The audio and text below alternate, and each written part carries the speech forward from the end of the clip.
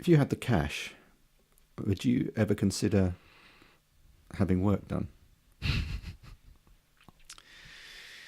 That's a very good question. And if so, what would you have done first? I think the only thing that gives me genuine heartbreak is losing my hair. Not the long scrotum. No, I wouldn't. I'd never have my scrotum tightened. I'm proud of how that's growing. At the moment. No, I think work-wise, the two things that I don't like about myself are my height. Two of the main things I don't like about it. It's like Spanish Inquisition. What are the three main? Among my weaponry of self-hatred, the two main things that I would change if I could are my height, because I'm relatively short, and the fact that I've been thinning hair-wise since my mid-20s. Actually, hopefully this corresponds as a back reference to something that we spoke about minutes ago. There was a stand-up called Ron Vaudrey. About 12 years ago, I was doing stand-up. And I've sort of been thinning since my late 20s, I would say. And luckily, it hasn't kind of just all gone. But when I was about 2007, 2008, I was gigging somewhere in Aldershot or somewhere out there. And this Canadian comic, who even then must have been in his 60s, dressed very much like Johnny Cash, kind of very. He's great. I think he's still going, but with a very, very finely sort of sculpted comb over, like you never see these days. And when you're talking to him in person, it was very noticeable. But when he's on stage, he looked amazing, much better than Donald Trump's.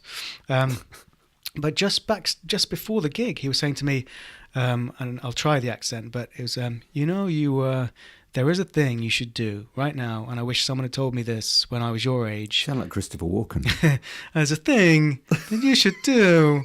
I wish someone had told me when they were my age, your age. Who's that? That's Christopher Walken. That's Ron Vaudrey. And he said, I wish someone had told me this when I was your age, so I'm going to tell you.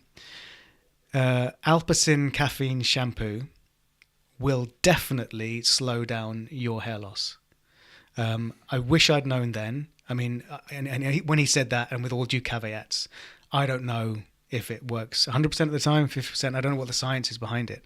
But the next day, I went out and bought Alpecin caffeine shampoo, and I've used it every day since. And that's 12 years ago.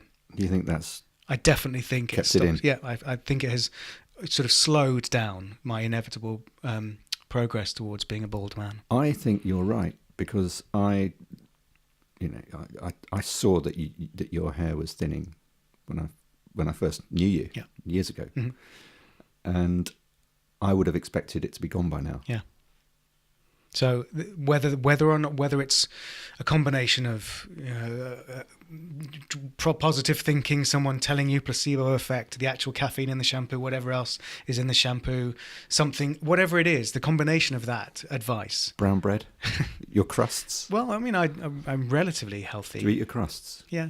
That's why you're slightly curly. No, it's hair on my chest more than anything. Oh, right. The crust, isn't that what the crusts do? Curly hair. Curly hair. I don't want that, so I didn't eat them. But yeah, so that's probably the only thing that someone male has sort of said to me that kind of guided me in think about your future self. This might help. I feel desperately sorry for young guys that lose their hair. Yeah. I mean, you see them, you see them at the station and, around and about, and you just think, you're not going to have any hair. Yeah.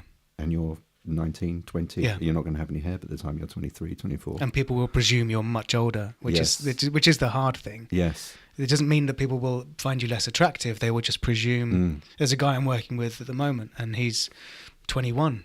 And the second I found out that he was 21, I had to almost stop myself going. I presumed he was mid-30s. Because of his hair. And I mean, because, when you work with younger people, they're quite tired because maybe they've been out drinking. So you can't always gauge from someone's face their age these days because they have a busy, active, stressful life. But purely based on his hair, and then I'd made assumptions about the rest of his demeanour, and his skill levels and experience levels, I presumed mid-30s. And then I found out his actual age, and I went, and like it was like loads of the smoke and mirrors had been revealed, and I suddenly completely changed my opinion of him completely. Like he was a different person, and so he would suddenly say something that I thought before was a sign of being a bit stupid, and I thought, well, you just don't know yet. You're much younger than I thought you were. I hadn't given you the due leeway for someone who was only just out of their teens. So you're absolutely right. But he seems very happy. We have never talked about it, and he seems quite confident, and people love him, and he's a great guy. But yeah, it's somewhere it must really hurt when he looks in the mirror and remembers, oh fuck yeah, I've got no hair. Yeah, it's going and coming out in chunks. So hair's a big deal. So would you ever have a transplant? Well. Would you recommend somebody to have a transplant? I don't know. I don't know if they work. If money was no object and I could take 6 months off to kind of go, is that going to work and give me the amazing hair for the rest of my life that will make me look naturally hirsute forever, then I would probably do that. But actually, I'm getting to the point in the next few years where I'm just going to go buzz cut and that's it. Yeah.